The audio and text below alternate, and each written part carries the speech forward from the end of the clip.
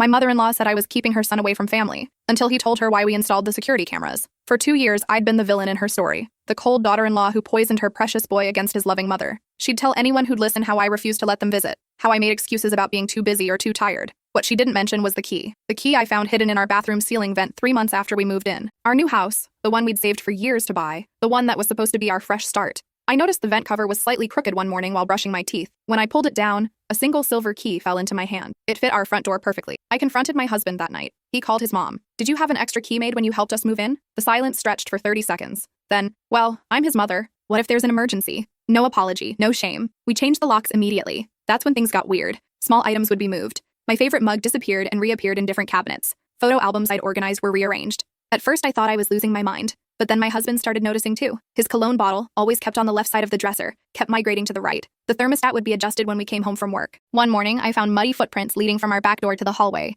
We'd been at his brother's house the entire previous evening. My husband called a locksmith to check every entry point. The locksmith found scratches around our bedroom window lock. Fresh ones. "Someone's been trying to jimmy this open," he said, pointing. Probably succeeded too. We installed cameras that week. 6 of them. Living room, kitchen, both entrances, hallway, and one facing the backyard. My mother-in-law called it paranoid. "Who do you think is breaking in? This is a safe neighborhood. You're being ridiculous." But we kept them running. For 2 weeks, nothing. Then one Tuesday afternoon while we were both at work, movement triggered the living room camera. The footage showed my mother-in-law letting herself in through the back door. She had another key. She walked through our house like she owned it, opening drawers, checking our mail, even going through my jewelry box. She spent 40 minutes there, touching everything, rearranging, invading. We watched her stand in our bedroom, running her hands over our bedspread, opening my husband's nightstand. That was disturbing enough. But what happened 3 days later made my blood run cold. The camera caught her bringing someone else. A woman I'd never seen before, younger, maybe late 20s. They walked through our entire house together. The stranger took photos of everything, our furniture, our wedding pictures, the layout of each room. My mother-in-law opened our closets, showing her my clothes, my husband's belongings, pointing, explaining something we couldn't hear. Then the stranger tried on my wedding dress. My mother-in-law had pulled it from the closet, and this woman stood in our bedroom, wearing my dress, while my mother-in-law adjusted the fit and smiled. They left after 2 hours. My husband watched that footage 3 times before he could speak. When he finally called his mother, he didn't yell. His voice was eerily calm. "Who is she?" I heard his mother's voice through the phone, high-pitched and defensive. "That's none of your business. A mother has rights. Rights to break into our house? Rights to let strangers wear my wife's wedding dress?" My husband's hand was shaking. "Tell me who she is. Now." The line went quiet. Then, barely a whisper. "She's someone who would have been a better choice for you. Someone who understands family loyalty." My husband ended the call and looked at me with an expression I'd never seen before. "We need to check something." He pulled up the older camera footage, going back through every day since installation. That's when we discovered she'd been coming twice a week, always when we were gone, and she'd been bringing that woman each time. The stranger had been in our house 7 times, wearing my clothes, sleeping in our bed. We spent the next 4 hours going through every second of footage. Each visit revealed something worse. The woman wasn't just trying on my clothes. She was living in them, walking around our house like she belonged there, making coffee in our kitchen, sitting at my vanity using my makeup. One video showed her and my mother-in-law having lunch at our dining table, eating food from our refrigerator. They were laughing, planning something. "Go back," I said, pointing at the screen. "That one, from last Thursday." My husband clicked the file. The timestamp showed 2:47 p.m. We'd both been at work. His mom and the stranger entered through the back door as usual. But this time they had shopping bags, multiple shopping bags from expensive stores. His mom pulled out lingerie, new lingerie. She held it up against the woman, nodding approvingly. Then they went to our bedroom. For 23 minutes, we watched them measure our bed. The woman lay down on my side, posing while his mom took photos on her phone. They rearranged our nightstands, moved our picture frames into drawers, replaced our bedding with new sheets they'd brought, sheets that were still on our bed, the ones we'd been sleeping on for a week without knowing where they came from. "I'm going to be sick," I whispered. My husband's jaw was clenched so tight I could see the muscle jumping. He kept watching. The women measured our closet space. They documented everything in a notebook. My mother-in-law pointed to specific spots, gesturing, explaining. At one point, she opened my jewelry box and let the stranger try on my engagement ring, my grandmother's ring. The woman stood in front of our mirror, admiring it on her finger. "Call the police," I said. "Right now." "Wait." My husband's voice was strange, hollow. "There's more." He pulled up footage from 5 days ago. His mom arrived alone this time. She went straight to our home office. We watched her rifle through our filing cabinet, pulling out documents, our mortgage papers, bank statements, my husband's work contracts. She photographed every page with her phone. Then she moved to the computer and tried logging in. Failed. Tried again. Failed. She pulled out a flash drive and inserted it into the USB port. She tried to hack our computer, my husband said flatly. My own mother tried to steal our financial information. The video continued. After 15 minutes, she gave up on the computer. Instead, she went through every drawer in the office. She found our passports and photographed those too. She opened our safe. We hadn't even realized she knew the combination. How did she know it? My husband's birthday. God, we were stupid. She removed my grandmother's pearl necklace worth over $15,000 and dropped it in her purse. "That's theft," I said. "That's actual theft. We can prosecute her. Keep watching." His mom went to the kitchen and made herself tea. She sat at our table for almost an hour. just looking around, smiling, like she was savoring something. Then she took out her phone and made a call. We couldn't hear the conversation, but we could see her lips moving. She was animated, happy. She kept gesturing to our house, our things. After the call ended, she walked through every room one more time, touching things. Our furniture, our walls, the door frames, like she was blessing them, or claiming them. Before leaving, she stopped in front of our wedding photo in the hallway, the big one, our favorite. She stared at it for a long time. Then she took it off the wall, removed the back, and slipped our photo out. She replaced it with a different photo from her purse. In the new photo, my husband stood in his wedding suit next to the stranger, both smiling, photoshopped perfectly. What the fuck? My husband breathed. She hung the fake photo back up and left. We'd been looking at that doctored image for 5 days without noticing it was wrong. The frame was the same. The setting was the same. But I wasn't in my own wedding photo anymore. My husband stood up so fast his chair crashed backward. He walked to the hallway. I followed. He ripped the frame off the wall and smashed it on the floor. Glass exploded everywhere. The fake photo stared up at us. Some stranger wearing my husband, wearing our wedding. "I'm calling the police," he said. "Then I'm calling a lawyer. Then I'm calling a locksmith to change every lock in this house. And then," he looked at me. His eyes were red. "Then we're getting a restraining order, and I'm cutting her out of my life completely." We called the police. 2 officers arrived within 30 minutes. We showed them everything, every video, every break-in, the theft, the trespassing, the fake photo. They took notes, asked questions, told us this was one of the most disturbing cases they'd seen. "You need to understand something," the older officer said. "This goes beyond normal boundary violations. This shows premeditation, planning, and what we call delusional replacement fantasy. Your mother is trying to erase your wife and replace her with this other woman. Can you arrest her?" my husband asked. "Absolutely. Breaking and entering, theft, criminal trespass. We have everything we need. But I'd recommend you also file for a protective order immediately. This behavior could escalate." Escalate to what? The officer exchanged a look with his partner. "In cases like this, where someone is trying to replace a family member with another person, the threat can become directed at the person being replaced. Your wife needs protection." A chill ran down my spine. My husband's hand found mine and squeezed hard. The officers took copies of the footage and filed an official report. They said they'd go to my mother-in-law's house that evening to make the arrest. They recommended we stay somewhere else for the night, just in case. We packed bags and went to a hotel. We sat on the hotel bed, numb. My husband kept staring at his phone, then putting it down, then picking it up again. "You want to call her?" I said. "Not a question. I want to understand why," he said. "I want to hear her explain what possible justification there could be for this." "Don't. Let the police handle it. She's my mother. She stole from us. She violated our home. She tried on my wedding dress with another woman. She photoshopped you into a fake wedding photo. She doesn't get to be your mother anymore." He flinched, but he didn't argue. Around 9 p.m., his phone rang. His brother. "Did you have Mom arrested?" his brother demanded before my husband could even say hello. "Yes." "What the hell is wrong with you? She's your mother. She raised you. And you have her hauled away in handcuffs because of some paranoid delusion you and your wife." "Stop." My husband cut him off. "Come to our hotel. I'll show you the footage. Then you can decide if I'm the one with the delusion." His brother arrived 40 minutes later. He was angry, defensive, ready to fight. We pulled up the videos on the laptop and pressed play. We didn't say anything, just let him watch. The anger drained from his face slowly. By the 3rd video, he was pale. By the 5th, he looked like he might throw up. "Who is that woman?" he finally asked. "We don't know," my husband said. "Mom won't tell us. This is insane. This is actually insane. Did you know about any of this?" His brother shook his head quickly. "No. God, no. I knew Mom was upset about you two getting married. She always thought—" He stopped himself. "Thought what? That you could do better. That's what she'd say. That your wife wasn't good enough for our family." He looked at me. "I'm sorry. I should have said something. I just thought it was normal mother-in-law stuff. I didn't think that she'd break into our house and stage a replacement fantasy." I finished. "Yeah, that." We spent another hour explaining everything to his brother. The key, the break-ins, the stolen jewelry, the financial documents. By the end, he looked devastated. "I have to tell you something," he said quietly. "About 6 months ago, Mom asked me for your work schedules. She said she wanted to surprise you with dinner. I gave them to her." The room went silent. "She's been using your schedules to know when we're gone," my husband said slowly. His brother nodded miserably. "I helped her. I didn't know, but I helped her do this." "It's not your fault," I said, though part of me was angry. "She manipulated you. I should have known something was wrong. She was too interested, too specific about the times." He rubbed his face. "What's going to happen now?" "She'll be charged," my husband said. "The DA will decide what specifically. Breaking and entering at minimum. Probably burglary because of the stolen jewelry. Criminal trespass. Maybe identity theft for the financial documents. She could go to prison. Yes, she's our mother. She's a criminal." His brother left around midnight. We tried to sleep but couldn't. Every sound in the hotel hallway made us jump. Every shadow looked like his mom. Around 3 a.m., my husband's phone buzzed. A text from an unknown number. "You'll regret this, both of you." We showed it to the police in the morning. They traced it to a prepaid phone purchased with cash.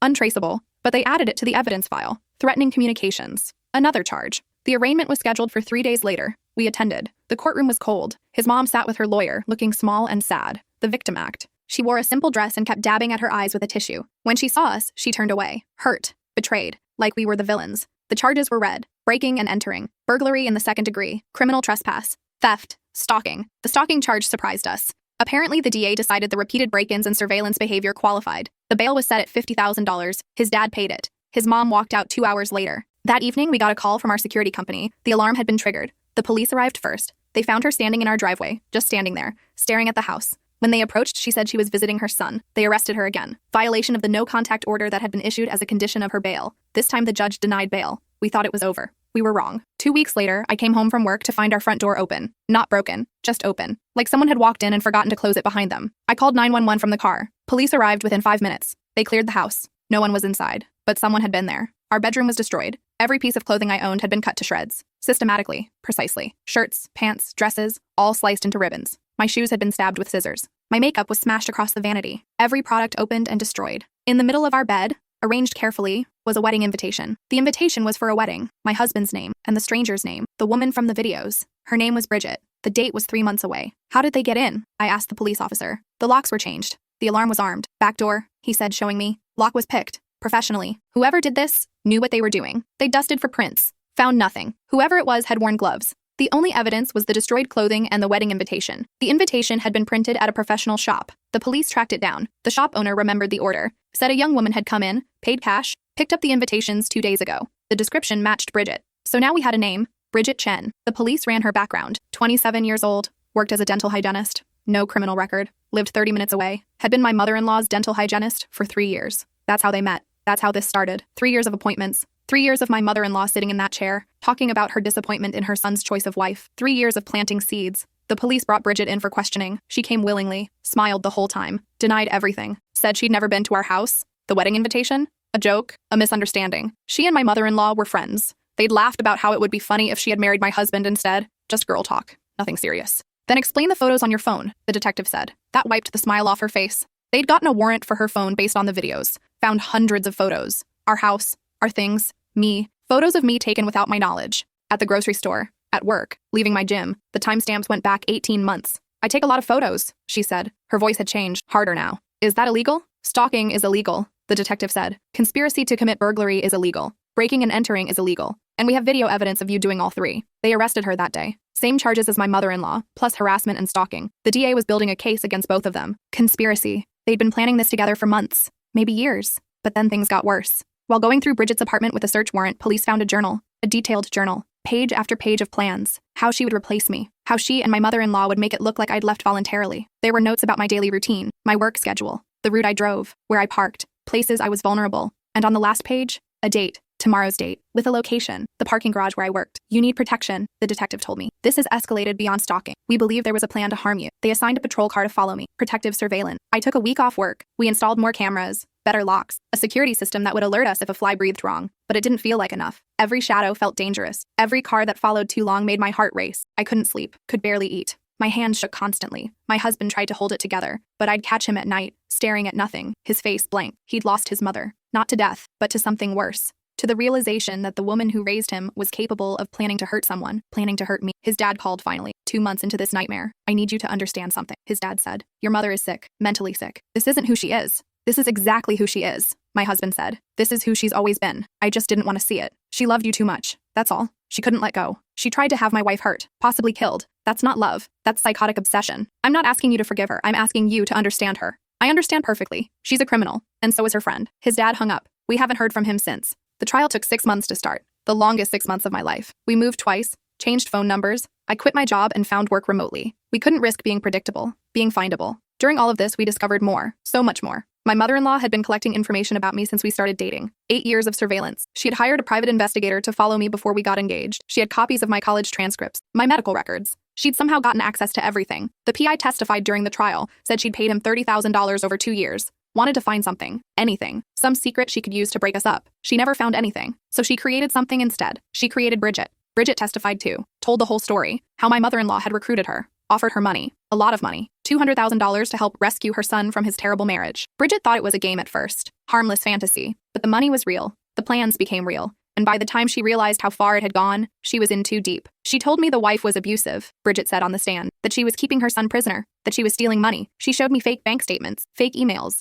I thought I was helping. Then I realized she'd faked everything, but I'd already broken into their house. I'd already done things I couldn't take back. Why didn't you stop? The prosecutor asked. Because she said she'd tell everyone I'd raped her son. Said she'd make up a story about me drugging him. She had photos. She'd photoshopped photos of me with him in compromising positions. If I stopped helping her, she'd destroy me. So Bridget was a victim too, sort of. The jury didn't see it that way. Neither did I. She'd still broken into my house, still wore my clothes, still took photos of me without permission, still helped plan whatever was supposed to happen in that parking garage. The trial lasted 3 weeks. The evidence was overwhelming. Videos, photos, the journal, financial records showing the money my mother-in-law had paid Bridget, the fake documents, the stolen jewelry which they found in my mother-in-law's safe deposit box, the photoshopped wedding photo, everything. My mother-in-law's lawyer tried to argue diminished capacity, mental illness, but the prosecution showed how calculated it all was, how long she'd planned, how carefully she'd covered her tracks. This wasn't delusion. This was deliberate. The jury took 4 hours to reach a verdict, guilty on all charges, both of them. Sentencing came 2 weeks later. My mother-in-law got 12 years. Bridget got 7. The judge called it one of the most disturbing cases he'd seen in 30 years. Said the level of manipulation and planning showed a dangerous disregard for others' rights and safety. We sat in the courtroom as they were led away. My mother-in-law looked at my husband one last time. Not at me, just him. She mouthed something. We couldn't hear what. His hand found mine under the table and held on tight. Outside the courthouse, reporters were waiting. We'd become a story. Crazy mother-in-law, they called it. Fatal attraction between family members. The headlines were sensational, disgusting, but we didn't comment. Just walked to our car and drove away. We moved again after the trial, 4th time in 8 months. This time out of state. New jobs, new house, new life. We told no one where we were going. His brother knew we were leaving, but not where to. His dad didn't get even that much information. It took another year before I could sleep through the night. Before I could walk to my car without checking over my shoulder every few seconds. Before I could see a woman with blonde hair like Bridget's without my heart racing. The therapy helped, both individual and couples. We processed trauma, betrayal, the complete destruction of trust. My husband struggled the most. He'd lost his entire family, his mom in prison, his dad choosing her side, his brother supportive but distant, trying to maintain relationship with both parents and us, family gatherings we'd never attend again, cousins who believed we'd been too harsh, too unforgiving, who thought we should have handled it privately. They don't understand, he'd say. They weren't there. They didn't see. I know. She was going to hurt you, maybe kill you, and they want me to forgive that because she's family. You don't have to justify yourself to anyone. I know, but it still feels like I'm the villain somehow. That's the worst part. The people who didn't see the evidence, didn't live through it, they made us into the bad guys. The son who turned on his mother, the daughter-in-law who drove a wedge into a loving family. Social media was brutal. My mother-in-law had friends who started blogs, Facebook groups, calling for justice, calling us liars, saying we'd fabricated evidence, that the videos were deep fakes, that we'd framed her because we wanted her money. We didn't want anything from her. We wanted to be left alone. The restraining order was permanent. Neither my mother-in-law nor Bridget could contact us, come near us, or have any third party contact us on their behalf for the rest of our lives. The judge made it clear. Any violation would mean more prison time. We submitted victim impact statements. I talked about the fear, the violation, the feeling of being watched, replaced, erased. My husband talked about betrayal, about mourning a mother who was still alive but dead to him. After the trial, after the move, after the therapy sessions began to help, we had to decide what came next. Did we hide forever? Did we let his mother's actions define the rest of our lives? We decided no. We bought a house, a real house, our dream house, Victorian with a wraparound porch, big windows, a garden I could lose myself in. We installed security. We'd never live without it again. But we also installed beautiful things, art, furniture we loved. We made it ours. I went back to school, finished a degree I'd abandoned years ago. My husband changed careers, took a job he actually enjoyed instead of the one his parents had pushed him toward. We adopted 2 dogs from a shelter, big ones, loud ones. They barked at everything. It was perfect. Slowly, carefully, we built a new life. We made friends who knew nothing about the trial, about his mother, about what we'd survived. We were just a couple. Regular, normal, boring. That's what we wanted. Boring. 3 years after the trial, I got a letter, forwarded through our lawyer, per the restraining order. My mother-in-law had written from prison. It was 6 pages long. I almost threw it away without reading. My husband said it was my choice. I read it. The letter was apologetic, or tried to be. She said she understood now that she'd been wrong, that therapy in prison had helped her see she'd had an unhealthy attachment, that she'd lost perspective. She claimed she'd never intended for me to be hurt, that the journal entries were fantasies, not plans. She wanted reconciliation, wanted to be part of our lives when she was released in 9 years. I read it twice. Then I handed it to my husband. He read it once. Then we burned it together in our fireplace. Watched the pages curl and blacken. Watched her words disappear into ash. Do you think she means it? He asked. The apology? Does it matter? No, I guess not. She can be sorry. She can be rehabilitated. She can find religion or peace or whatever helps her sleep at night. But she's not our problem anymore. He nodded. We sat watching the fire. The dogs snored on the couch. The house settled around us. Peaceful. Safe. Ours. That night, I realized I'd stopped checking the locks obsessively. Stopped jumping at every sound. Somewhere along the way, I'd healed. Not completely. Maybe never completely. But enough. A year later, his brother called. First time in 18 months. He'd gotten married. Eloped, actually. Didn't invite his parents. Didn't want the drama. He asked if we'd meet his wife. Just coffee. Neutral location. No pressure. We went. His wife was kind, quiet. She knew our story. He'd told her everything. She didn't judge, didn't offer platitudes, just said, "That must have been terrible." It was, I said, but we survived. His brother looked older, tired. I need you both to know something. I believe you. I believed you from the moment I saw that first video, and I'm sorry I didn't do more to protect you from the fallout. You didn't know what she was planning, my husband said. No, but I knew she was obsessed. I knew she hated your marriage.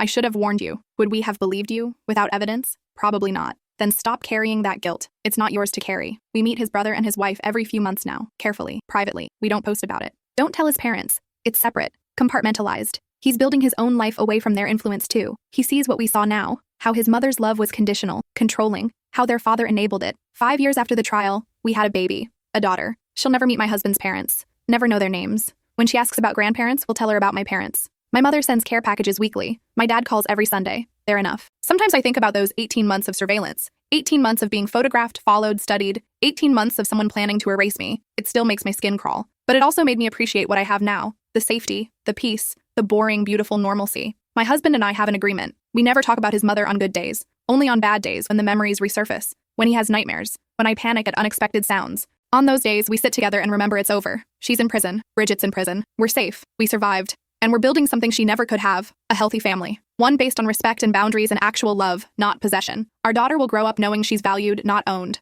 that her choices matter, that her autonomy is sacred. That's our revenge in the end. Not the prison sentence, not the restraining order, but this. Building a life so completely opposite to the toxic one he grew up in, breaking the cycle. 6 years after the trial, we got word that my mother-in-law was up for parole. We submitted statements opposing it, detailed the ongoing impact of her actions, the thousands spent on therapy, the career changes, the moves, the trauma that still surfaces, the permanent fear that lives in the back of our minds. The parole board denied her request. She'd have to serve at least 10 years before she could apply again. His father sent an email through our lawyer, called us cruel, vindictive, said we were punishing her forever for one mistake, as if planning to replace your daughter-in-law is equivalent to forgetting someone's birthday. We didn't respond. Bridget got out after 5 years on good behavior. She moved across the country immediately, part of the restraining order terms. We got an alert when she was released. I didn't sleep for 3 nights, kept seeing her face in our videos, wearing my dress, my clothes, living my life, but nothing happened. No contact, no sightings. She disappeared into whatever life she could build with a felony record. I hope it's difficult. I hope she thinks about what she did every single day. I hope she never forgets. Year 7, my husband's father died. Heart attack. Sudden. His brother called to tell us. Asked if we'd come to the funeral. My husband said no. I watched his face as he said it,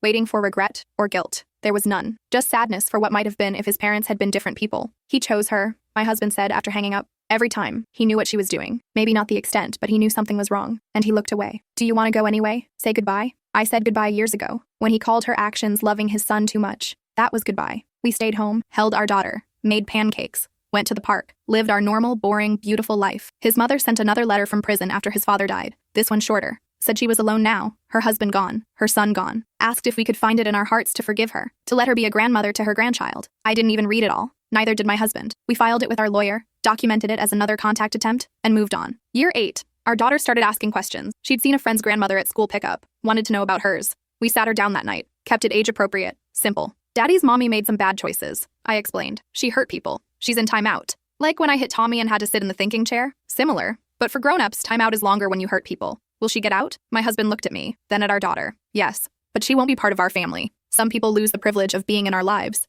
Even family? Especially family. Families should treat each other best. When they don't, they're just people who hurt us. She seemed to accept this. Asked if she could have ice cream. Just like that, the conversation was over. We'd protected her from the details, from the horror. She'd grow up knowing we had boundaries, that we enforced them. That family wasn't a free pass to abuse. Year 9, I stopped counting, stopped marking time by the trial, by the trauma, started marking it by the good things. Our daughter's first day of school, the promotion I earned, the garden I'd spent 3 years cultivating finally blooming exactly how I wanted, my husband coaching her soccer team, movie nights, beach vacations, ordinary joy. The anniversary of the verdict came and went without either of us mentioning it. That's when I knew we'd truly moved on. We'd integrated the trauma, learned from it, and refused to let it define us. Year 10, my mother-in-law completed her sentence. She was released on a Friday morning. We'd been notified in advance, had our security company on alert, reminded our daughter's school about the restraining order, took precautions. Nothing happened. She didn't come near us, didn't try to contact us, didn't show up anywhere. For 6 months, we waited, tense, watching, but she stayed away. We learned through his brother that she'd moved to another state,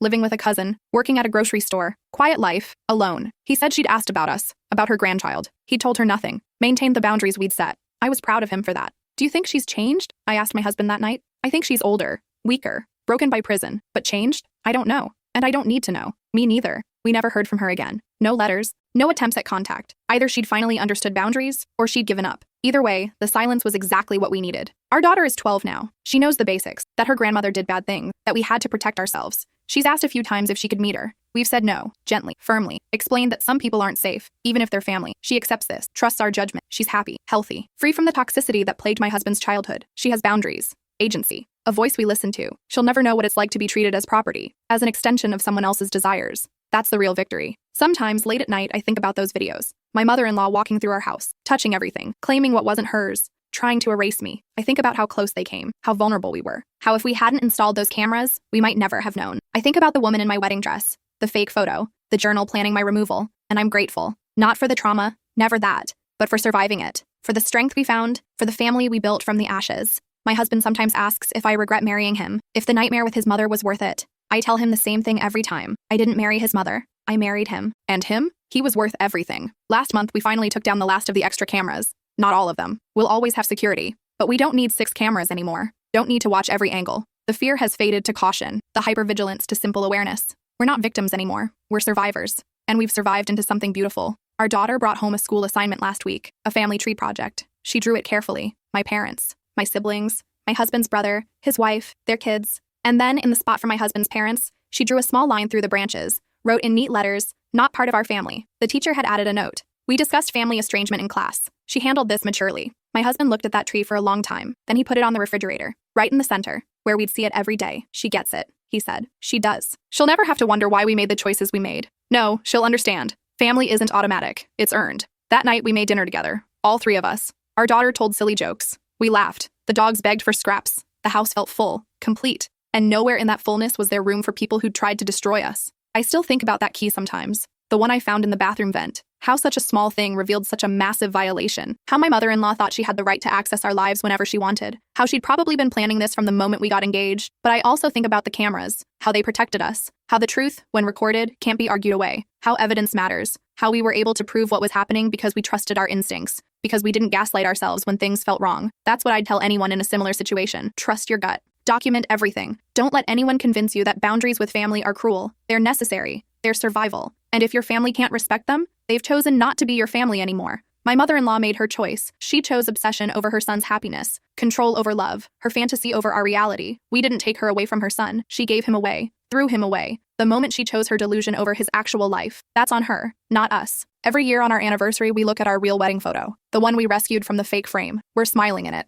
young, hopeful, unaware of what was coming. Sometimes I mourn that innocence. Those 2 people who thought family meant safety. But mostly I'm grateful for who we became. Stronger, wiser, careful but not broken, cautious but not closed off. We learned to build boundaries without building walls, to protect ourselves without becoming paranoid. We learned that surviving trauma doesn't mean you're defined by it. Our daughter wants to be a lawyer, says she wants to help people who are being hurt, who need protection. I wonder if somehow she senses our story, even though we've shielded her from most of it. If she understands, on some level, that her parents fought for their safety and won. I hope so. I hope she grows up knowing that you can face terrible things and come out the other side. That you don't have to accept abuse, even from family, especially from family. That's our legacy. Not the trial, not the trauma, but the lesson, the example, the proof that you can set boundaries and survive the fallout. Last week, someone asked my husband if he ever missed his mother. We were at a neighborhood barbecue. Casual conversation. The woman asking didn't know our history. My husband smiled politely. I miss the mother I thought I had, he said, but that person never really existed. So no, I don't miss who she actually was. Later in the car, he was quiet. Our daughter had fallen asleep in the back seat. I reached over and took his hand. You okay?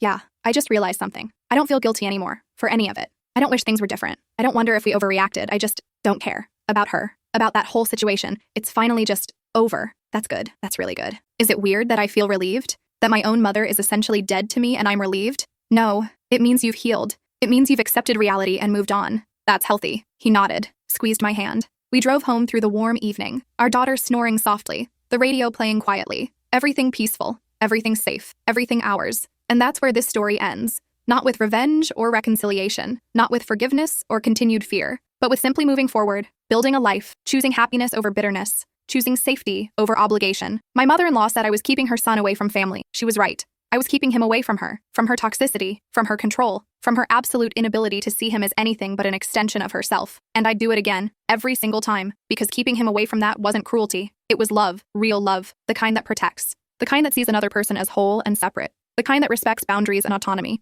the kind she never understood. We're 15 years past that first camera footage now. 15 years of building a life she can't touch, can't ruin, can't even see. We're ghosts to her, strangers. And that's exactly how it should be. Sometimes I wonder if she thinks about us, about the grandchild she'll never meet, the son she lost, if she has regrets or if she still believes she was right. If she's learned anything or if she's still the same person, just older and more careful. It doesn't matter. She's not our concern. Never will be again. Our daughter asked recently what we'd do if her grandmother showed up one day, at school or the house. If she tried to make contact, we'd rehearsed this conversation in therapy, knew exactly what to say. We'd call the police immediately, my husband told her. She's not allowed near us. If she tries, she goes back to jail. But what if she just wanted to say sorry? Then she could write a letter to our lawyer. She knows how to reach us properly. If she showed up in person, it wouldn't be about apologizing. It would be about breaking our boundaries again. Oh, she thought about this. I don't think I want to meet her anyway. She sounds mean. She's complicated. But yes, she made mean choices. Okay, can I go play now? Of course. She ran off, just like that. No trauma, no fear, no scars from something that happened before she was born. That's what we protected. Her innocence, her safety, her right to a childhood free from that dysfunction. Worth it. All of it was worth it. I garden now, spend hours in the dirt, growing things, nurturing things, creating beauty from nothing. It's therapeutic. My mother-in-law tried to uproot my entire life. In response, I've become someone who plants roots, deep ones, strong ones, unshakable ones. My husband coaches youth soccer, teaches kids about teamwork and respect and healthy competition, shows boys how to be good men, shows girls they're just as strong. He's breaking cycles in small ways every weekend, creating a tiny bit of good in the world. We volunteer at a domestic violence shelter, help people escape situations where family has become dangerous. We understand what it's like to have your home violated, your safety threatened, to have people who should love you instead try to control or harm you. We help others find the strength to leave. That's how we've processed it all. Turned trauma into purpose, pain into service. We're not just survivors. We're advocates. Proof that you can rebuild after everything falls apart. The house we bought after the trial has become a home. Real home. Every inch of it is ours. Chosen by us. Filled with our memories. No ghosts. No invasions. No fear. Just life. Messy. Beautiful. Ordinary life. And isn't that what she tried to take? The ordinary. The boring. The simple joy of coming home to your own space with your own family and your own choices. She wanted to dictate our lives. Control our happiness. Make us extensions of her will. She failed. Completely. Utterly. Failed. We won. Not because she went to prison, not because she's alone, but because we built something she couldn't touch, something authentic and healthy and wholly ours, something that will outlast her, something our daughter will carry forward. That's the real ending. Not the trial verdict, not the restraining order, not even the permanent no contact. The real ending is this. We're happy, despite everything, despite her, despite the trauma and the fear and the violation. We're happy, and she can never take that away. That's my message to anyone dealing with toxic family, anyone being told they're overreacting, anyone being guilted for setting boundaries. Anyone being made to feel like they're the villain for protecting themselves. You're not the villain. You're the hero of your own story. And sometimes heroes have to slay dragons that wear familiar faces. Sometimes the monster is family, and that makes it harder. More painful, more complicated, but it doesn't make you wrong for fighting back. We fought back. We protected ourselves. We built boundaries that held, and we created a life worth protecting. That's not cruelty. That's survival. That's strength. That's love. Real love. The kind that sees. The kind that protects. The kind that respects. My mother-in-law never learned what real love looks like. Maybe she couldn't. Maybe something in her was broken beyond repair. Maybe she was a victim of her own toxic upbringing. I don't know. I don't care. Her trauma doesn't excuse her actions. Her past doesn't justify what she did. She made choices. We made different choices. And now we live with the consequences of those choices. Consequences that for us look like peace and safety and joy. So yes, I was keeping her son away from family. But not from all family. Just from the toxic parts. The dangerous parts. The parts that couldn't see him as a person rather than a possession. I was keeping him safe, keeping us both safe, and now keeping our daughter safe. That's not villainy, that's love. And I do it again tomorrow, every day, forever. Because protecting the people you love from those who would harm them isn't cruelty. It's the most basic act of care, of humanity, of family, real family, the kind we chose, the kind we built, the kind that matters. And that's my mother-in-law's legacy. Not the woman she wanted to be, not the grandmother she'll never become, but the cautionary tale, the lesson in what happens when love becomes possession, when care becomes control. When family becomes prison. She taught us what not to be, how not to love, what not to accept. And in running from her example, we found our way to something beautiful. So thank you, I guess, for being the villain we needed, the threat that made us stronger, the darkness that taught us to cherish the light. We survived you, we thrived after you, and will continue to thrive without you, forever. That's my story, our story, the story of how my mother-in-law tried to erase me and ended up erasing herself from our lives instead, how surveillance became salvation, how cameras caught truth, how evidence protected us when words would have failed, how we chose ourselves, and kept choosing ourselves. Every single day. That's what victory looks like. Not revenge, not forgiveness, just peace, safety, the simple right to live your own life on your own terms. We earned that right. We fought for it. We protected it. And now we live it. Every single boring, beautiful, ordinary day. And she can't touch it. Not anymore. Not ever again. The cameras are still running, just in case. But mostly they record mundane moments now. Our daughter's birthday parties, holiday decorations, normal life, nothing sinister. Nothing threatening, just us. Living, loving, thriving, being the family we chose to be. The family she could never understand. The family that survived her and became stronger for it. That's the ending. Not neat or clean or tied with a bow, but real, honest, true. We survived. We're surviving. We'll keep surviving. And that's enough. More than enough. That's everything.